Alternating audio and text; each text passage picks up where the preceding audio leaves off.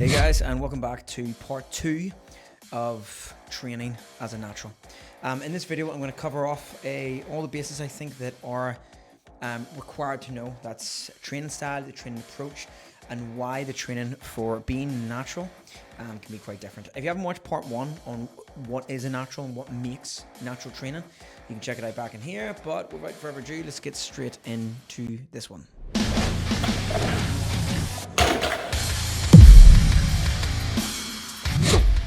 One and only main thing that I'm going to say so straight in this video straight away when it comes to training, right? Because you're here to know what kind of training and what training to do, right?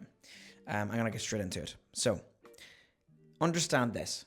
Every single thing you do in the gym is variable. Let's repeat that again.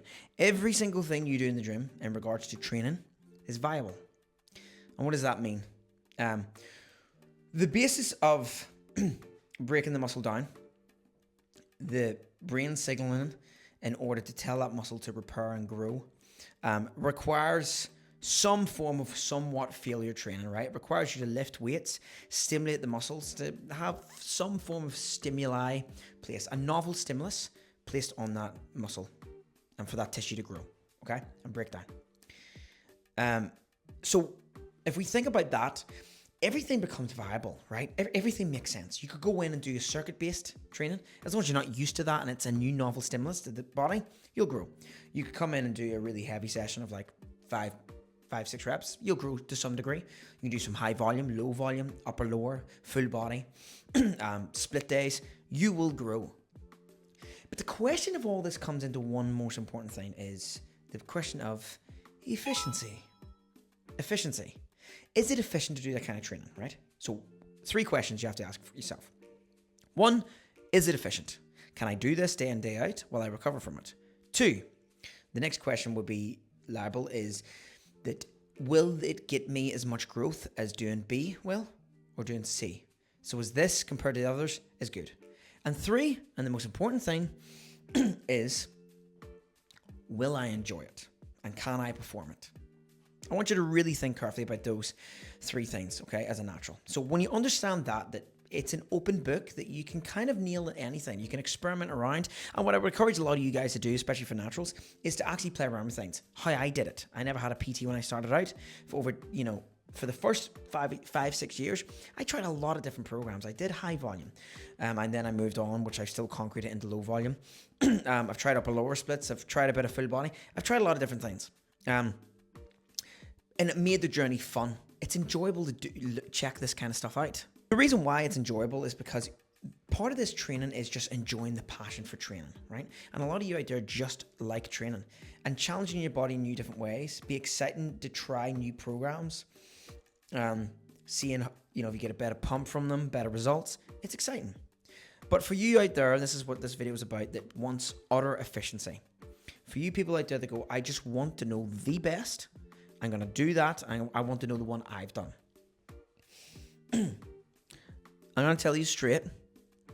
Most of the bodybuilders that I would have competed against, the ones that went on to do the worlds, the ones with the best physiques, made the most changes, and the thing that I implemented in halfway through my training now, not the whole way, but halfway through, which I think garnered me more thicker and denser muscles and mass and strength, was low volume. I've always said this with natural training, less is more. And I think one of the most important things about being natural is the training, the intensity. Now, of course, nutrition plays a part of it, supplementation, recovery, all those things are equal. I actually think though training is one of the most important. There's a common quote you used to hear going around saying, it's 90% kitchen, 10% training, or 70% kitchen, 30% training. I don't believe that. I think they're both equal, but the training is a very vital aspect because think about it. You could go in your kitchen, eat everything you're meant to eat, the right macros, the right foods, but if you're sitting down doing nothing and not training, you will not grow a lick of muscle. You will not have that shape. Your delts won't be built, your chest, your back. That's all built doing the hard shit in the gym. So the most efficient thing for me personally would be threefold. I'm a father of 3. Okay, now when I didn't have that, I could train longer. I could train 2 hours to 2.5 hours. And my recovery was quite good. I was younger. So I would do 2 things, right? If you're someone middle-aged, has responsibilities, kids, etc., busy life schedules, recovery isn't great, low volume makes complete utter sense. It just does. Less is more. You can grow with 1 set to 2 sets per exercise. I still train that way, and I did it right up the stage. So I don't need someone coming in to tell me saying, oh, you're actually better off doing 3 to 4 or 5 sets. Trust me, I used to do that. The lower sets with higher, just to pure failure, and tracking those every week to try to get stronger works the same way. If you're someone younger and your recovery is very amped up, I would still encourage you to work on those low volume hard sets and track those every week to get stronger, right? Because the main thing is we always progress and we're getting stronger. If we're getting stronger and we're getting better, we're going to grow. It's not rocket science. But if you have that extra recovery and extra time, adding in some volume would be the worst case scenario as well to some degree. It will help with your overall endurance levels. It might help put some nutrients around the body, help for recovery, and also sometimes give a bit of a fuller look. But depending on your recovery, everything is dependent on your recovery. That's the mainstream we're playing with here, okay? So we add more days in the gym, frequency increase for more stimulant and growth, more recovery demands, right? That's always the thing we have to work by. If we have low volume but high intensity, the recovery demands will be lower. Bit harder on the joints, but recovery demands is lower. So you can't keep pulling them 3 strings. As a natural, the training aspect needs to be very fine-tuned, and you need to really be careful and be accurate with how you log and accurate with how you approach your training. Your logbooks is your prized possession. Write down every single thing you do. So I'm going to give you an example here, okay? So it's chest day. My first exercise I'm going to start with is decline barbell press. Right? Smith is probably a bit better if it's fixed, but let's say just for my case right now, I enjoy free barbell decline. I'm going to approach that set. I'm going to do 1 primer set, okay? 1 set that's going to do about 12, 15 reps, just to get blood. This is a very medium weight. It's going to be about 70% off my max. Once that is achieved and I can feel the chest work, my shoulders and joints are warmed up, I'm going to start feeding the weight up. Then over 20 kilo, I'm going to go 80 kilo, 3-5 reps. I'm going to go 90 kilo, couple reps. I'm going to go 100 kilo, few reps. I'm going to go 110 kilo, few reps again. I'm going to maybe do 110, 115 for just 1 rep before I hit my max, 120, 125. That's going to be my set for 6 to 10 reps. I'm going to try to get that to 10 reps. Next week, I'm going to increase by a kilo or so, and so on and so on. I approach these sets with utmost accuracy, tempo, slow tempo, fast explosion, and also I take my time. I'm not rushing, okay? I'm English. I'm not rushing anything. I'm literally, between my last one, my working set, you might be talking 10 minutes. And I will pace up and down. I will get the right music on. I'll get the right accessories if I have any on, wrist straps, whatever. I will amp myself up. When I approach that bar, I'm not approaching it soft. I'm approaching it with a purpose. I will breathe heavy, get as much breath in. I'll storm over. I'll make sure everything's locked in, and once I pull that trigger of aggression, I'm on it.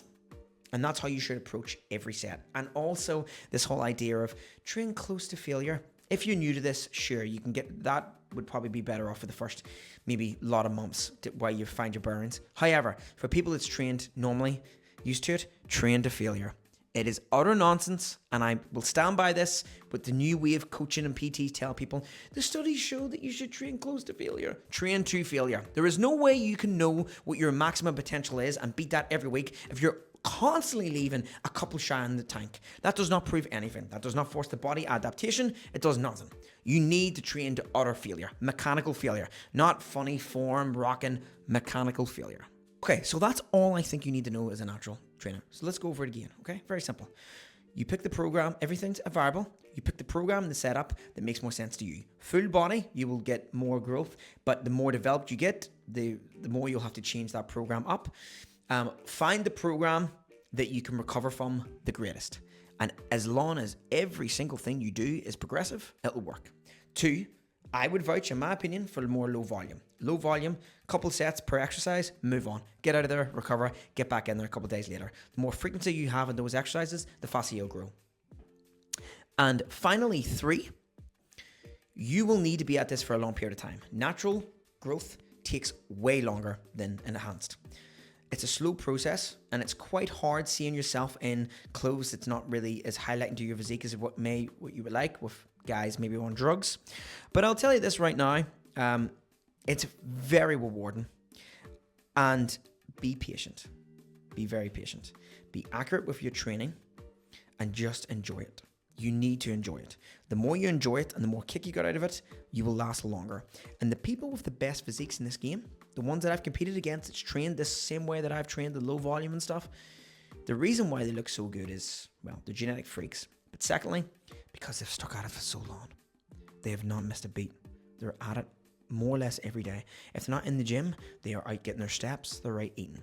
The more you put into this game in terms of like how much you give work ethic, in terms of accurate training, hard training, making sure you hit your nutrition goals outside, your steps, any demands and tick boxes, the more you'll get out of it. And I'll leave it there for today for part 2. For part 3, we will cover nutrition and approaches to that as well for natural training. If you like the video, don't forget to like, subscribe, check it over on the page. For anyone who has comments on training, which I know this will be quite a big one, drop them in the comments and I will reply to every comment if I can. But please don't hesitate to ask any questions. Until the next time, I'll see you in part 3. Thanks.